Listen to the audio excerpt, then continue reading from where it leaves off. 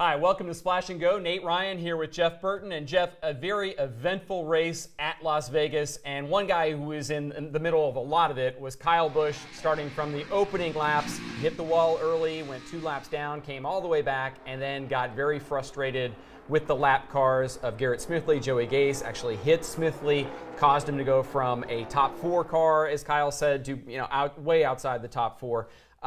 Your thoughts on all of that? And Kyle Busch not only called out these lap cars for the way they ran, he also questioned their credentials. So your thoughts on all of that? Well, listen, Kyle was extremely frustrated. He had fought all night to get himself in position. He got in the wall, as you mentioned, got 2 laps down. 2 laps down is tough, right? And he ended up getting them both back. Now he's in position. They've clawed and they fought, and they finally have a shot. They're going to get some points. They're going to have a decent night. Boom, contact, game over. So I don't blame him for his frustration. I think it was several things that happened there. Garrett Smithley never changed his lane. Garrett Smithley ran a consistent lane. He never wasn't moving around the racetrack. He was consistent in where he ran. But the closure rate is so high between a car that Kyle Busch is driving is going that fast and the car that Garrett's driving, and especially on old tires, that makes it worse because the cars are sliding around more. And the closure rate is just so great that I think a couple things. When you really go back and watch it, Kyle was directly behind another car. They go driving to turn 3. The car in front of Kyle turns left to go to the bottom, right? So when you're behind another car, your vision's not great.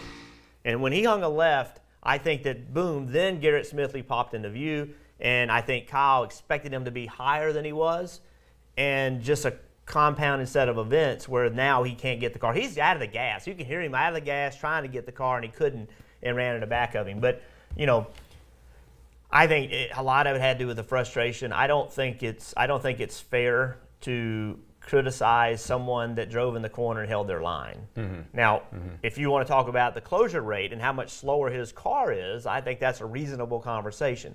At what point is too slow, right? And NASCAR does have a minimum speed. But, I didn't see Garrett Smithley could have been closer to the wall. There's no question he could have been closer to the wall. But he did give a lane above him, and he did run a consistent arc into the corner. So I don't know. But it's so hard to explain when you're driving a car that's that much faster than someone else, and you catch them on corner entry.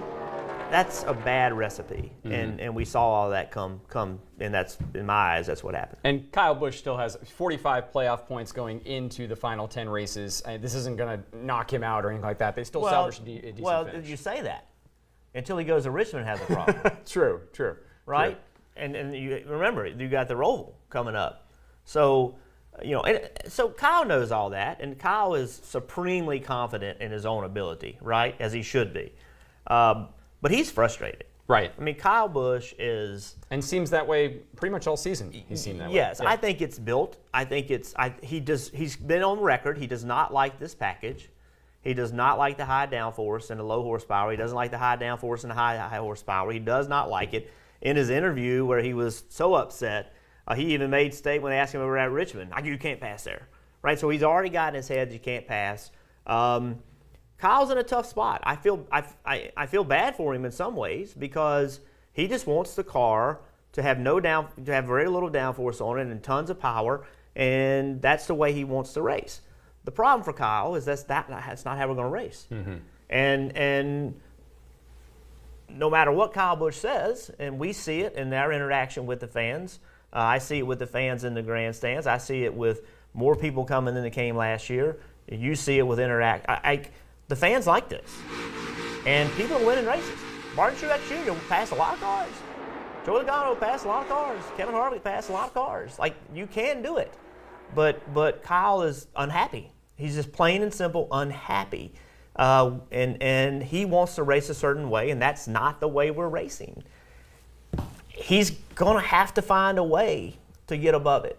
He's going to have to find a way to just focus on performance and focus on championship and do the things that he's so good at. Yeah. Right? Yeah. So I think Kyle's convinced himself that the things he's so good at he can no longer do. But I watch from the best seat in the house every week, and people do pass, and people do find a way to make things happen, but they do it differently than they did it 2 years ago. So I feel bad for him because he is a hell of a race car driver. He is a great. We overuse the word great. Kyle Busch is a great race car driver, and he wants to drive that thing a certain way, but that's just not how it's going to be. Yeah. And he's gonna have to find a way to embrace it, but it's obviously hard for him to do. Indeed. Championship hangs in the balance for him, as for many other drivers, and we'll be talking about all of those things Wednesday, NASCAR America Motor Mouths, 5 p.m. Eastern, NBCSN. You can call and join the conversation as well. You can watch that, NBCSN, 5 p.m. Eastern. Thanks for watching Splash and Go.